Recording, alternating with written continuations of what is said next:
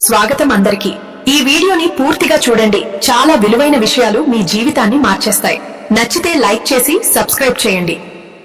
ఒక యువకుడు బ్రహ్మ ముహూర్తంలో లేవడం మొదలుపెట్టాడు. అయితే అతని జీవితం మారిపోయింది. ఎందుకంటే అతడు ఒక నియమాన్ని భంగం చేశాడు. దాన్ని భంగం చేయకూడదని చెప్పబడింది. ఆ రోజు అతడు చూసినది ఏ స్వప్నానికి తక్కువ కాదు. ఇది కేవలం ఒక కథ మాత్రమే కాదు. ఇది ఒక రహస్యం, మీ భాగ్యాన్ని మార్చగలిగినది. సరే, మొదలు పెడదాం. కాశీ సమీపంలో ఒక గ్రామంలో ఒక యువకుడు నివసించేవాడు. అతని పేరు అరవింద్. అరవింద్ జన్మతఃనే చాలా ప్రతిభావంతుడు. చిన్నతనంలో అతడు తీక్షణమైన బుద్ధి కలిగినవాడు, అందరికీ ప్రియమైనవాడు, అత్యంత సమర్థుడు. అతని తల్లి చెప్పేది, అతడు ఒకరోజు గొప్ప కార్యం చేస్తాడని. కాని కాలం గడిచే కొద్దీ అరవింద్లో ఒక లోపం పుట్టుకొచ్చింది. అతడికి ఉదయాన్నే లేవడం చాలా కష్టంగా అనిపించేది. అతడు రాత్రంతా మేల్కొని ఉండేవాడు, చలనచిత్రాలు చూసేవాడు, మొబైల్ నడిపేవాడు లేదా బిస్టర్ మీద తిరగడం చేసేవాడు. ఉదయం సూర్యుని మొదటి కిరణం కిటికీలోంచి వచ్చినప్పుడు అతడు దిండులో ముఖం దాచుకుని లేవడానికి మాత్రం సిద్ధంగా ఉండేవాడు కాదు. మొదట్లో తల్లిదండ్రులు భావించారు, యవ్వనకాలం కదా, సరిదిద్దుకుంటాడని. కాని ఆ అలవాటు క్రమంగా అతని స్వభావంగా మారిపోయింది. కాలంతో పాటు ఆ అలవాటు అతని జీవితంలోని ప్రతి రంగంలో అడ్డంకిగా మారింది. పాఠశాలలో అతడు అందరికంటే వెనుకబడిపోయాడు. కళాశాలలో అతని మనసు అంటుకోలేదు. చదువు ముగిసిన తర్వాత అతడు నిరుద్యోగిగా మిగిలిపోయాడు. అతని స్నేహితులంతా ఒక్కొక్కరుగా విజయవంతులయ్యారు. ఒకరు ప్రభుత్వ అధికారి అయ్యాడు, మరొకరు ఇంజనీర్, ఇంకొకరు విదేశాలకు వెళ్లిపోయాడు. కాని అరవింద్ అక్కడే అలాగే ఉండిపోయాడు. అలసినవాడు, ఓడిపోయినవాడు, ఎప్పుడు చెప్పేవాడు, నా భాగ్యమే చెడిపోయిందని. అరవింద్ తండ్రి సురేష్ ఒక సరళమైన, క్రమశిక్షణ కలిగిన వ్యక్తి. వారు ప్రతి ఉదయం 4 గంటలకు లేచేవారు, నిత్యకర్మలు చేసేవారు, పూజలు చేసేవారు, తమ పొలాల పనుల్లో మునిగిపోయేవారు. కొడుకు పరిస్థితి వారిని లోలోపల తినేస్తోంది. కాని వారు ఎప్పుడూ బలవంతం చేయలేదు. వారు కోరుకున్నది అరవింద్ స్వయంగా మేల్కొని అర్థం చేసుకుని సరిదిద్దుకోవాలని.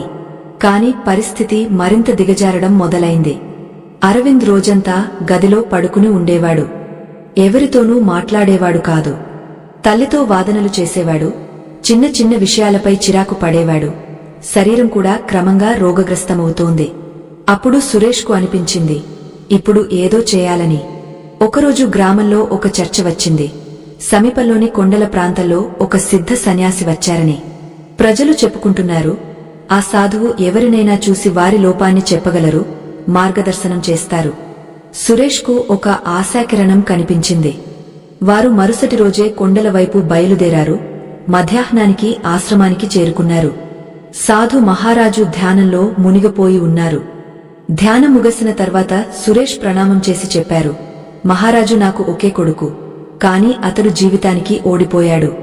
అతడు లేవడు, ఏమీ చేయడు, రోజురోజుకు నాశనమవుతున్నాడు. మీరు అతనికి మార్గదర్శనం చేయగలరా? సన్యాసి కళ్ళు మూసుకుని చెప్పారు, అతన్ని ఉదయం బ్రహ్మ ముహూర్తంలో నా దగ్గరకు పంపు. నేను అతనికి ఏదో ఇస్తాను, కాని అది విజయవంతమవుతుంది. అతడు స్వయంగా సమయానికి వచ్చినప్పుడు మాత్రమే. సురేష్ ఇంటికి తిరిగి వచ్చారు. వారు అరవింద్తో నేరుగా ఏమీ చెప్పలేదు, ఎందుకంటే అతడు తప్పించుకుంటాడని తెలుసు. ఆ రాత్రి వారు ఒక ప్రణాళిక వేశారు. రాత్రి భోజనం తర్వాత అరవింద్ను దగ్గరకు పిలిచి చెప్పారు, నీ స్నేహితులందరినీ విజయవంతులవుతుండగా చూశావు కదా, నువ్వు చేయలేని ప్రత్యేకమైనది వారు ఏమి చేశారో తెలుసుకోవాలని ఉందా? అరవింద్ అలసిన స్వరంలో చెప్పాడు, తండ్రి, నేను అడిగాను, ఎవరూ ఏమీ చెప్పరు. అందరూ తప్పించుకుంటారు. నాకు తెలియదు, నా భాగ్యమే చెడిపోయిందేమో. సురేష్ చెప్పారు, నాకు ఆ రహస్యం తెలిసింది. ఒక సన్యాసితో కలిశాను. విజయం సాధించడానికి ఏమి చేయాలో వారు చెప్పారు. కాని వారు ఒక షరతు పెట్టారు.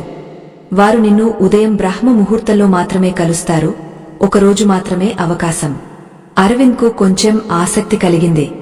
అతడు ఆలోచించాడు, నిజంగా ఈ రహస్యం నా చేతికి వస్తే బహుశా ఏదో మార్పు వస్తుందేమో. అతడు చెప్పాడు, సరే తండ్రి, నేను రాత్రంతా మేల్కొని ఉంటాను, ఉదయమీకంటే ముందు లేచి ఆ సన్యాసిని కలుస్తాను. సురేష్ తల ఊపి చెప్పారు, చూద్దాం. రాత్రి అరవింద్ టీ తాగాడు, మొబైల్ దూరం పెట్టాడు. బిస్టర్ మీద కూర్చున్నాడు. అతడు నిజంగా ప్రయత్నిస్తున్నాడు. కాని నిద్రశక్తి గొప్పది. సుమారు 2 గంటలకు అతని కళ్ళు భారమవుతున్నాయి. అతడు గాగ్య నిద్రలోకి జారిపోయాడు. ఉదయం అతని నిద్ర మేల్కొన్నప్పుడు గడియారం 7 గంటలు చూపిస్తోంది. అతడు హడావిడిగా లేచాడు. దౌడుకుంటూ బయటకు వచ్చాడు. కాని తండ్రి ఇప్పటికే ఆశ్రమం నుండి తిరిగి వచ్చారు. అరవింద్ కళ్లలో పశ్చాత్తాపంతో చెప్పాడు, నేను తప్పిపోయాను తండ్రి. సురేష్ గాంభీర్యమైన స్వరంలో చెప్పారు, తన జీవితానికి పట్టించుకోనివానికి ఎవరూ ఏమీ చేయలేరు. వెళ్ళి మళ్లీ పడుకో, నీతో ఏమీ కాదు. ఈ మాటలు అరవింద్ లోపల మెరుపులాగా దెబ్బతీశాయి. జీవితంలో మొదటిసారి ఎవరో అతన్ని ఇంత సూటిగా, కఠినంగా చెప్పారు. అది కూడా అతని తండ్రి. ఆ రాత్రి అతడు తన గదిలో కూర్చున్నాడు. అతడు ఆలోచించాడు, నిజంగా నా అన్ని వైఫల్యాలకు కారణం నా అలవాటు మాత్రమేనా? నేను మారిపోతే అంతా మారిపోతుందా? అతడు నిర్ణయించుకున్నాడు. రేపు ఏమైనా సరే నేను బ్రహ్మ ముహూర్తంలో మేల్కొంటాను. ఏ ధరకైనా ఆ సన్యాసిని కలుస్తాను. కాని అతడు తెలుసు, సాధారణ పద్ధతి మళ్లీ అతన్ని నిద్రలోకి తీసుకువెళ్తుందని. కాబట్టి అతడు తన మడమపై ఒక చిన్న ముళ్ళు గుచ్చాడు. కేవలం బాధ ఉండేలా. ఇప్పుడు ప్రతిసారి అతడు కళ్ళు మూసుకున్నప్పుడు ఆ ముళ్ళు గుచ్చి మేల్కొల్పుతుంది. రాత్రి చాలా పొడవుగా ఉంది, కాని దృఢ నిశ్చయంతో నిండి ఉంది. ఉదయం సుమారు 4 గంటలకు మొదటిసారి అరవింద్ సూర్యోదయానికి ముందు మెల్లని బంగారు కాంతిని చూశాడు. పక్షుల చిరునవ్వులు, గాలుల తడి, ఆకాశం శాంతి. అతడికి అనిపించింది, ప్రపంచమంతా నిద్రపోతుంది, కేవలం తాను మాత్రమే మేల్కొని ఉన్నానని. ఇది అతని జీవితంలో మొదటిసారి జరిగిన అనుభవం. అతడు స్నానం చేసి సిద్ధమయ్యాడు. దౌడుకుంటూ ఆశ్రమానికి చేరుకున్నాడు.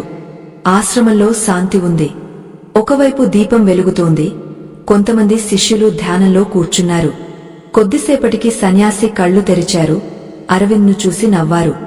అరవింద్ వంగ ప్రణామం చేశాడు. గురుదేవా, మీరు విజయానికి ఏదో ప్రత్యేక మంత్రం తెలుసని విన్నాను. నేను కూడా విజయవంతుడిని కావాలి. దయచేసి నాకు చెప్పండి. సన్యాసి గంభీర స్వరంలో చెప్పారు, నేను నీకు ఆ మంత్రాన్ని ఇస్తాను. కాని దానికి ఒక ధర ఉంది. అరవింద్ వెంటనే చెప్పాడు, ఏ ధరైనా చెల్లిస్తాను. సన్యాసి చెప్పారు, ఈరోజు నుండి 21 రోజులు నువ్వు బ్రహ్మ ముహూర్తంలో లేచి ధ్యానం చేసి ఆశ్రమ పనుల్లో నా ఆజ్ఞ ప్రకారం సహాయం చేయాలి. నా ప్రతి ఆదేశాన్ని పాటించాలి. ఒకరోజు కూడా తప్పితే మంత్రం నిష్ఫలమవుతుంది. నువ్వు సిద్ధమా? అరవింద్ ఎటువంటి సంశయం లేకుండా చెప్పాడు, నేను సిద్ధంగా ఉన్నాను. నేను ఇక నిన్నటి అరవింద్ కాదు. సన్యాసి నవ్వి చెప్పారు, అయితే రేపు నుండి నీ సాధన మొదలవుతుంది. అరవింద్ సంకల్పం చేసుకున్నాడు. ఇప్పుడు ప్రతిరోజు సమయానికి లేచి ఆశ్రమానికి చేరుకుంటున్నాడు. మొదటి రోజు అతడు ఆశ్రమ మట్టిపై తన బోసి పాదాలు పెట్టినప్పుడు ఏమీ ప్రత్యేకంగా అనిపించలేదు. కేవలం చల్లని గాలి అతని చెవుల గుండా వెళ్ళింది. స్వామి తేజస్వి అతనికి ఒకే పని ఇచ్చారు, మౌనం. ఈరోజు నువ్వు మాత్రం మౌనంగా ఉండు. స్వామి చెప్పారు, నీ లోపల చాలా శబ్దముంది, మొదట దాన్ని విను. అరవింద్ ఆ రోజు ఏమీ మాట్లాడలేదు. అతడు అక్కడే ఒక చాప మీద కూర్చున్నాడు, మౌనంగా. కాని లోపల ఒక తుఫాను లేచినట్టు. పాత దృశ్యాలు, జాపకాలు, పశ్చాత్తాపాలు, భయాలు, సోమరితనం నీడలు అన్నీ లేచి వస్తున్నాయి. అతడు భయపడ్డాడు కాని ఏమీ చెప్పలేడు. బహుశా ఇదే మొదటి సాధన. మరుసటి రోజు అతన్ని నీరు తీసుకురమ్మని పంపారు, దూరంగా ఉన్న నది నుండి. ఉదయం చల్లదనంలో నీలాకాశం మెల్లగా కాంతిని తాగుతుండగా అరవింద్ తన లోపల ఒక లేతతనాన్ని అనుభవించాడు. ఏదో అదృశ్య భారం దిగిపోతున్నట్టు. ఇలాగే 7 రోజులు గడిచాయి. అరవింద్ ఇప్పుడు ప్రతిరోజు సమయానికి మేల్కొంటాడు, స్నానం చేస్తాడు, ఒక దీపాన్ని వెలిగించి ధ్యానం చేస్తాడు. ఆ తర్వాత గురువు దగ్గరకు వెళ్తాడు. కాని 7వ రోజు రాత్రి అతడు అలసిపోయాడు. శరీరంలో బాధ ఉంది, మనసులో కొంచెం అహంకారం కూడా. ఇప్పుడు నేను మారిపోయాను. అతడు తనకు కొంచెం సడలింపు ఇచ్చాడు. ఆ రాత్రి అలారం మోగినప్పుడు అతడు దాన్ని ఆపేశాడు. మెల్లగా చెప్పాడు, ఈరోజు కాదు. నిద్ర మళ్లీ అతన్ని లాగేసింది. ఉదయం అతని కళ్ళు తెరిచినప్పుడు గడియారం బ్రహ్మ ముహూర్తాన్ని దాటిపోయింది. అతడు దోడుకున్నాడు. భయపడి ఆశ్రమానికి చేరుకున్నాడు. స్వామీజీ అక్కడే ఒక రావి చెట్టు కింద ధ్యానంలో కూర్చున్నారు. అరవింద్ వారి పాదాలపై పడిపోయాడు. అతని కళ్లలో కన్నీళ్లు. క్షమించండి, నేను మళ్లీ ఓడిపోయాను. స్వామి అతని వైపు చూశారు. ఎటువంటి కోపం లేదు, నిరాశ లేదు. కేవలం శాంతమైన స్వరంలో చెప్పారు, ప్రతిసారి పడిపోవడం చెడు కాదు, కాని పడిపోయి లేవడానికి సాహసం చేయకపోవడం అదే అసఫలత. మళ్లీ మొదలుపెట్టు. గుర్తుంచుకో, నిజమైన శక్తి నిరంతర ప్రయత్నంలో ఉంది, ఒకరోజు విజయంలో కాదు. అరవింద్ కళ్ళు నిండిపోయాయి. అతడు ప్రణామం చేశాడు. ఆ క్షణం నుండే మళ్లీ సంకల్పం చేసుకున్నాడు, ఈసారి ఓడిపోను. మరుసటి రోజు అతడు గురువు దగ్గరకు చేరినప్పుడు మొదటిసారి ప్రశ్న అడిగాడు, గురుదేవా, ఈ బ్రహ్మ ముహూర్తమేమిటి? దీనిలో ఏమి ఉంది? జీవితమే మారిపోతుందని. స్వామి నవ్వారు. ఈ ప్రశ్నే నీ మేలుకొలుపుకు సంకేతం. విను. రాత్రి 4 భాగాలుగా విభజించబడింది. రుద్రకాలం, రాక్షసకాలం, గంధర్వకాలం, మనోహరకాలం. బ్రహ్మ ముహూర్తం గంధర్వ, మనోహర కాలాల మధ్య వస్తుంది. సుమారు సూర్యోదయానికి 96 నిమిషాల ముందు. ఈ సమయంలో ఆకాశంలో సత్వగుణం ప్రధానం. గాలి స్థిరంగా ఉంటుంది, భూమి నాడి శుద్ధమైన స్థితిలో ఉంటుంది. ఈ సమయంలో చేసిన సాధన, ప్రార్థన, ధ్యానం ఇది 10 రెట్లు ఫలవంతమవుతుంది. శరీరం, మనసు మధ్య ఆవరణం సన్నగా మారుతుంది. ఆత్మ తన మూల శక్తిని తాకుతుంది. బ్రహ్మ ముహూర్తంలో లేవడం ఏ నియమం కాదు, ఇది ఆత్మతో సంభాషణ సమయం. అరవింద్ శ్రద్ధగా వింటున్నాడు. అతని కళ్లలో ఏదో మెరుపు వచ్చింది. స్వామి మళ్లీ చెప్పారు, నీకు ఇప్పుడు ధ్యాన విధిని నేర్పిస్తాను. దాన్ని మరుసటి 21 రోజులు చేయాలి. ప్రక్రియ మొదలైంది. ప్రతి ఉదయం లేచిన వెంటనే అతడు మౌనమవుతాడు. ఆ తర్వాత రాత్రంతా బహిరంగ ఆకాశం కింద ఉంచిన రాగ కలశంలోని నీటిని తాగుతాడు. ఆ తర్వాత చల్లని నీటితో స్నానం చేస్తాడు. ఆ తర్వాత చాప మీద కూర్చుని వెన్నెముకను నిటారుగా చేసి కళ్ళు మూసుకుని ఆజ్ఞా చక్రంపై ధ్యానం చేస్తాడు. శ్వాసలను మెల్లగా చేస్తాడు. లోపలికి వెళ్లి ఒక మంత్రాన్ని పఠిస్తాడు. సోహం సోహం. ప్రతిరోజు అతడు ఇదే ప్రక్రియ చేస్తాడు. మొదటి కొన్ని రోజులు మనసు పారిపోతూ ఉంది. ఆలోచనలు వస్తున్నాయి, ఇది ఏమి చేస్తున్నాను, ఏమి లాభం, మళ్లీ పాతట్టు అవుతానేమో. కాని అతడు తనను తాను సాధించాడు. స్వామి ఒకరోజు అతనికి చెప్పారు, నువ్వు ఉదయం లేచినప్పుడు నీ మెదడు ఆల్ఫా, తీటా తరంగాలలో ఉంటుంది. ఇదే సమయం నువ్వు అత్యంత గ్రహణశీలుడివి. ఈ సమయంలో సంకల్పం చేస్తే అది మనసు, చేతనలో నేరుగా చెక్కబడుతుంది. ఇదే మంత్రసిద్ధి, సంకల్ప సిద్ధికి ఉత్తమ సమయం. నువ్వు బ్రహ్మ ముహూర్తంలో శ్వాస ఆపినప్పుడు నీ చేతన, శక్తి లోపల స్థిరమవుతాయి. ఆ స్థిరత్వమే నీ కోరికలకు శక్తినిస్తుంది. అరవింద్ ఇదంతా అనుభవించడం మొదలుపెట్టాడు. 10వ రోజు అతనికి మొదటిసారి ధ్యానంలో ఒక వింత శాంతి అనుభవమైంది. ఎవరో అతని తలపై మెల్లగా చేయి పెట్టినట్టు. 15వ రోజు అతని నడకలో స్థిరత్వం వచ్చింది. 20వ రోజు అతని ముఖం మెరుస్తూ ఉంది. 21వ రోజు అతడు ధ్యానం తెరిచినప్పుడు ఏడ్చాడు. కాని ఇప్పుడు ఈ ఏడుపు విషాదానిది కాదు, ఆనందానిది. అతడు మొదటిసారి జీవితాన్ని శబ్దం లేకుండా చూశాడు, లోపల నుండి. స్వామి అతని దగ్గరకు వచ్చి చెప్పారు, ఇప్పుడు సమయం వచ్చింది ఆ మంత్రాన్ని తెలుసుకోవడానికి. దానికోసమే నువ్వు వచ్చావు. అరవింద్ చెప్పాడు, గురుదేవా, నాకు ఇప్పుడు ఏమీ కావాలని లేదు, పొందినది ఇప్పటికే చాలా. స్వామి నవ్వారు, ఇదే అతి గొప్ప మంత్రం.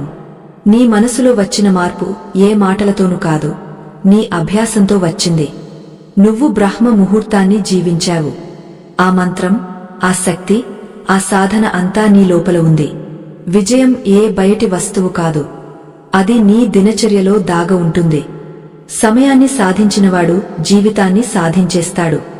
అరవింద్ వారి పాదాలలో ప్రణామం చేశాడు.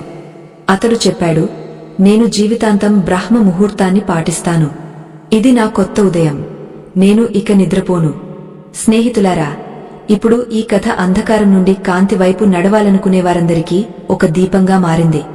మీరు కూడా ఒకసారి బ్రహ్మ ముహూర్తంలో మేల్కొని చూడండి.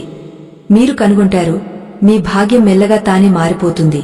ఎందుకంటే మార్పు మీ బయట కాదు, మీ లోపల దాగ ఉంది. బ్రహ్మ ముహూర్తం కేవలం ఒక సమయం కాదు, అది ఒక తలుపు మీరు ఊహించని జీవితానికి. ఇప్పుడు నిర్ణయం మీది. ఆ తలుపును తెరవాలా లేదా అలాగే నిద్రపోతూ ఉండాలా? ఈ కథ మీ హృదయాన్ని తాకితే వీడియోను తప్పకుండా పంచుకోండి. కేవలం ఒక మాట మేల్కొన్నాను అని కామెంట్లో రాయండి. మేము అర్థం చేసుకుంటాం మీరు మొదలు పెట్టారని. ఇలాంటి దివ్య కథల కోసం మా ఛానల్ను తప్పకుండా సబ్స్క్రైబ్ చేయండి. ధన్యవాదాలు.